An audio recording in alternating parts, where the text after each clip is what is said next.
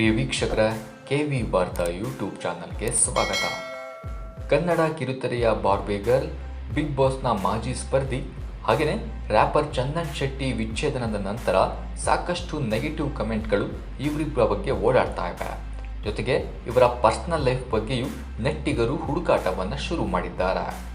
ಮನೆಯಲ್ಲಿ ಕೊಂಚ ನೆಮ್ಮದಿ ಹಾಳಾಗ್ತಾ ಇದ್ದಂತೆ ನಿವೇದಿತಾ ಗೌಡ ಯೂಟ್ಯೂಬ್ನಿಂದ ಸ್ವಲ್ಪ ದೂರ ಉಳಿದು ಬಿಟ್ರು. ಅಷ್ಟೇ ಯಾಕೆ, ಮಾಡ್ತಾ ಇದ್ದ ಕಿರುತೆರೆ ಕಾರ್ಯಕ್ರಮಗಳಿಂದಲೂ ದೂರ ಸರಿದು ಬಿಟ್ರು. ಆಗ ಯಾರಿಗೂ ಡಿವೋರ್ಸ್ ವಿಚಾರ ತಿಳಿದಿರಲಿಲ್ಲ. ಇರಲಿ ಬಿಡಿ, ಚಂದನ್ ಹೇಗಿದ್ರು ಹಣ ಮಾಡಿಟ್ಟಿದ್ದಾನೆ, ಅದನ್ನ ಖರ್ಚು ಮಾಡ್ತಿದ್ದಾಳೆ ಅಂತೆಲ್ಲ ಟ್ರೋಲ್ ಮಾಡಿದ್ರು. ಒಮ್ಮೆ ಡಿವೋರ್ಸ್ ಕನ್ಫರ್ಮ್ ಮಾಡಿದ ಮೇಲೆ ನಿವೇದಿತಾ ಮತ್ತೆ ತಮ್ಮ ಸ್ವಂತ ಕಾಲಿನ ಮೇಲೆ ನಿಂತು ದುಡಿಯಲು ಮುಂದಾಗಿದ್ದಾರೆ. ಅಂದಹಾಗೆ ನಿವೇದಿತಾ ಅವರು ಮೂಲತಃ ಮೈಸೂರಿನ ಹುಡುಗಿ. ತಂದೆ ಮನೆಯಲ್ಲಿ ತುಂಬ ಅನುಕೂಲವಿದೆ, ಏನು ಟೆನ್ಷನ್ ಅಂದ್ಕೋಬೇಡಿ. ನಿವೇದಿತಾಳನ್ನು ಮೇಂಟೈನ್ ಮಾಡೋದು ಸಿಕ್ಕಾಪಟ್ಟೆ ಕಷ್ಟ. ಯಾಕೆಂದರೆ ಆಕೆ ಧರಿಸೋದು ಬ್ರಾಂಡೆಡ್ ಬಟ್ಟೆಗಳು, ಚಪ್ಪಲಿಗಳು, ತಿನ್ನೋದು ಸ್ಟಾರ್ ಹೋಟೆಲ್ನಲ್ಲಿ.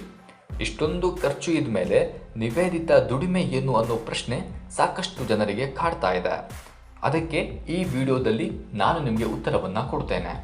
ನಿವೇದಿತಾ ಗೌಡಗೆ ಯಾವೆಲ್ಲ ಹಣದ ಆದಾಯದ ಮೂಲ ಇದೆ ಅನ್ನೋದನ್ನು ಈ ವಿಡಿಯೋದಲ್ಲಿ ವಿವರಿಸ್ತೀನಿ. ದಯವಿಟ್ಟು ವಿಡಿಯೋವನ್ನು ಕಡೆತನಕ ನೋಡಿ. ಹಾಗೆಯೇ ನೀವಿನ್ನೂ ಕೂಡ ಕೆವಿ ವಾರ್ತಾ ಯೂಟ್ಯೂಬ್ ಚಾನಲ್ಗೆ ಸಬ್ಸ್ಕ್ರೈಬ್ ಆಗಿಲ್ಲ ಅಂದರೆ ಈ ಕೂಡಲೇ ಸಬ್ಸ್ಕ್ರೈಬ್ ಆಗೋದನ್ನು ಮರಿಬೇಡಿ. ನಿವೇದಿತಾ ಗೌಡ ಬಿಗ್ ಬಾಸ್ಗೆ ಕಾಲಿಡುವ ಮುನ್ನ ಡಬ್ ಸ್ಮ್ಯಾಶ್ ಮತ್ತು ಮ್ಯೂಸಿಕಲಿ ಹಾಗೆಯೇ ಟಿಕ್ ಟಾಕ್ನಲ್ಲಿ ಮಿಂಚ್ತಾ ಇದ್ರು. 19 ವರ್ಷದ ಹುಡುಗಿ ನೋಡಲು ಬಾರ್ಬಿ ಡಾಲ್ ರೀತಿ ಇದ್ದಾಳೆ, ಜನರು ಇಷ್ಟಪಟ್ಟಿದ್ದಾರೆ ಎಂದು ಬಿಗ್ ಬಾಸ್ ಆಫರ್ ಮನೆ ಬಾಗಿಲಿಗೆ ಬಂತು. ಬಿಗ್ ಬಾಸ್ನಲ್ಲಿ ವಾರದ ಲೆಕ್ಕದಲ್ಲಿ ಪೇಮೆಂಟ್ ಮಾತನಾಡ್ತಾರೆ.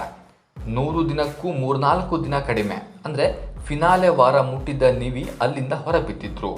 ಅಲ್ಲಿಗೆ ಬಿಗ್ ಬಾಸ್ನಿಂದ ದೊಡ್ಡ ಮೊತ್ತ ನಿವೇದಿತಾ ಕೈ ಸೇರಿತ್ತು. ಬಿಗ್ ಬಾಸ್ ಸಂಭಾವನೆ ಮಾತ್ರ ಅಂದ್ಕೋಬೇಡಿ. ಬಿಗ್ ಬಾಸ್ ಮನೆಯಲ್ಲಿ ನಿವೇದಿತಾ ಧರಿಸ್ತಾ ಇದ್ದ ಬಟ್ಟೆಗಳನ್ನು ಡಿಸೈನರ್ಗಳು ಪ್ರಚಾರಕ್ಕೆಂದು ಕೊಡ್ತಾ ಇದ್ರು. ಹೀಗಾಗಿ ಅವರಿಂದಲೂ ನಿವೇದಿತಾ ಹಣ ಪಡೆದಿರ್ತಾರೆ. ಇನ್ನು ಬಿಗ್ ಬಾಸ್ ಮುಗಿದ ಮೇಲೆ ನಿವೇದಿತಾ ಗೌಡ ಇನ್ಸ್ಟಾಗ್ರಾಮ್ನಲ್ಲಿ ಸಿಕ್ಕಾಪಟ್ಟೆ ಆಕ್ಟಿವ್ ಆಗಿದ್ರು. ಅಲ್ಲಿ ಖಾಸಗಿ ಬ್ರ್ಯಾಂಡ್ಗಳ ಪ್ರಚಾರಕ್ಕೆ ಇಳಿದ್ರು. ಸಣ್ಣ ಪುಟ್ಟ ಡಿಸೈನರ್ ಅಂಗಡಿಗಳು, ಹೊಸ ಮೇಕಪ್ ಆರ್ಟಿಸ್ಟ್ಗಳು, ಫೋಟೋಗ್ರಾಫರ್ಗಳ ಜೊತೆ ಕೈ ಜೋಡಿಸಿ ಕೆಲಸ ಮಾಡಿದ್ದ ನಿವೇದಿತಾ ಅಲ್ಲೂ ಆದಾಯ ಬರುವಂತೆ ಮಾಡಿಕೊಂಡ್ರು. ನೇಮ್ ಅಂಡ್ ಫೇಮ್ ಇದ್ದ ಕಾರಣ ನಿವೇದಿತಾ ಯೂಟ್ಯೂಬ್ ಚಾನಲ್ ಕೂಡ ಆರಂಭಿಸಿದ್ರು. ಒಂದು ವಿಡಿಯೋವನ್ನು ಸುಮಾರು 6 ಲಕ್ಷಕ್ಕೂ ಹೆಚ್ಚು ಜನರು ನೋಡಿದರೆ ಕನಿಷ್ಠ ಅಂದರೂ 75,000 ರೂಪಾಯಿ ಅಕೌಂಟಿಗೆ ಬಂದು ಬೀಳುತ್ತೆ. ಅಯ್ಯೋ, ನಿವೇದಿತಾ ವಿಡಿಯೋವನ್ನು ಇಷ್ಟೊಂದು ಮಂದಿ ನೋಡ್ತಾರೆ ಅಂತ ಮತ್ತೆ ಅಲ್ಲಿಯೂ ಬ್ರ್ಯಾಂಡ್ ಪ್ರಮೋಷನ್ ಶುರು ಮಾಡಿ ಡಬಲ್ ಆದಾಯ ಬರುವಂತೆ ನೋಡಿಕೊಳ್ತಾ ಇದ್ದಾರೆ ನಿವೇದಿತಾ ಅವರು. ಇನ್ನು ಕಲರ್ಸ್ ಕನ್ನಡ ವಾಹಿನಿಯಲ್ಲಿ ಪ್ರಸಾರವಾಗ್ತಾ ಇದ್ದ ರಾಜಾ ರಾಣಿ ಕಪಲ್ಸ್ ರಿಯಾಲಿಟಿ ಕಾರ್ಯಕ್ರಮದಲ್ಲಿ ನಿವೇದಿತಾ ಮತ್ತು ಚಂದನ್ ಸ್ಪರ್ಧಿಸಿದ್ರು.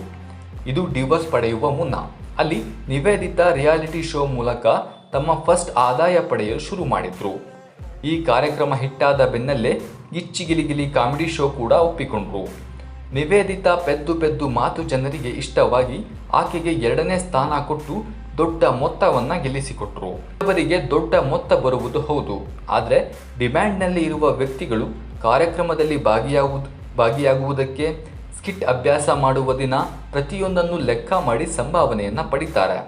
ಅಲ್ಲಿಗೆ ನಿವಿ ಇಲ್ಲೂ ಕೂಡ ಡಬಲ್ ಪೇಮೆಂಟನ್ನು ಪಡೆದುಕೊಂಡಿದ್ದಾರೆ. ಹಾಗೆಯೇ ನಿವೇದಿತಾ ಗೌಡ ಕೂದಲು ಸಿಕ್ಕಾಪಟ್ಟೆ ಉದ್ದ ಮತ್ತು ಡಾರ್ಕ್ ಬ್ಲ್ಯಾಕ್ ಇರುವ ಕಾರಣ ಹಲವು ಕೂದಲು ಎಣ್ಣೆ ಜಾಹೀರಾತುಗಳಲ್ಲೂ ಕಾಣಿಸಿಕೊಂಡಿದ್ದಾರೆ. ಇಲ್ಲಿ ಕಾಂಟ್ರಾಕ್ಟ್ ಮೇಲೆ ಕೆಲಸ ಮಾಡ್ತಾರೆ. ಕೆಲವು ದಿನಗಳ ಹಿಂದೆ ನಿವೇದಿತಾ ಆಭರಣ ಮತ್ತು ಸೀರೆ ಅಂಗಡಿಗಳಲ್ಲಿ ಜಾಹೀರಾತಿನಲ್ಲಿ ಮಿಂಚಿದ್ರು. ಅಲ್ಲಿಗೆ ಇದೂ ಕೂಡ ಆದಾಯಕ್ಕೆ ಮತ್ತೊಂದು ದಾರಿಯಾಗಿದೆ. ಕನ್ನಡ ಮಾತನಾಡಲು ಕಷ್ಟಪಡ್ತಿದ್ದ ನಿವೇದಿತಾ ಗೌಡ ಅನುಬಂಧ ಅವಾರ್ಡ್ ಕಾರ್ಯಕ್ರಮ ಪ್ರೀ ಇವೆಂಟ್ಗಳಲ್ಲಿ ನಿರೂಪಕಿಯಾಗಿಯೂ ಕಾಣಿಸಿಕೊಂಡಿದ್ರು. ಪ್ರತಿಯೊಂದು ಸೀರಿಯಲ್ ಸೆಟ್ಗೆ ಭೇಟಿ ನೀಡಿ ಅಲ್ಲಿ ಸಂದರ್ಶನವನ್ನು ಮಾಡ್ತಾರೆ. ಕಾರ್ಪೆಟ್ ಮೇಲೆ ಬರುವ ಸೆಲೆಬ್ರಿಟಿಗಳನ್ನು ಮಾತನಾಡಿಸಿದ್ದಾರೆ. ಆದಾಯಕ್ಕೆ ಇದು ಮತ್ತೊಂದು ದಾರಿ. ಈ ಬಗ್ಗೆ ನಿಮಗೇನಿಸುತ್ತೆ? ನಿವೇದಿತಾ ಅವರು ಇನ್ನೂ ಯಾವೆಲ್ಲ ಆದಾಯದಿಂದ ಹಣವನ್ನು ಗಳಿಸ್ತಾ ಇರ್ಬೋದು ಅನ್ನೋದರ ಬಗ್ಗೆ ನಿಮ್ಮ ಅಭಿಪ್ರಾಯ, ಅನಿಸಿಕೆ ಏನು ಅನ್ನೋದನ್ನು ಕಮೆಂಟ್ ಮಾಡಿ ತಿಳಿಸಿ. ಈ ವಿಡಿಯೋ ಇಷ್ಟ ಆಗಿದ್ದರೆ ಲೈಕ್ ಮಾಡಿ, ಶೇರ್ ಮಾಡಿ. ಹಾಗೆಯೇ ಈ ರೀತಿಯ ಇನ್ನಷ್ಟು ವಿಡಿಯೋಗಳಿಗಾಗಿ ಕೆವಿ ವಾರ್ತಾ ಯೂಟ್ಯೂಬ್ ಚಾನಲನ್ನು ಸಬ್ಸ್ಕ್ರೈಬ್ ಆಗೋದಕ್ಕೆ ಯಾವುದೇ ಕಾರಣಕ್ಕೂ ಮರಿಬೇಡಿ. ನಮಸ್ಕಾರ.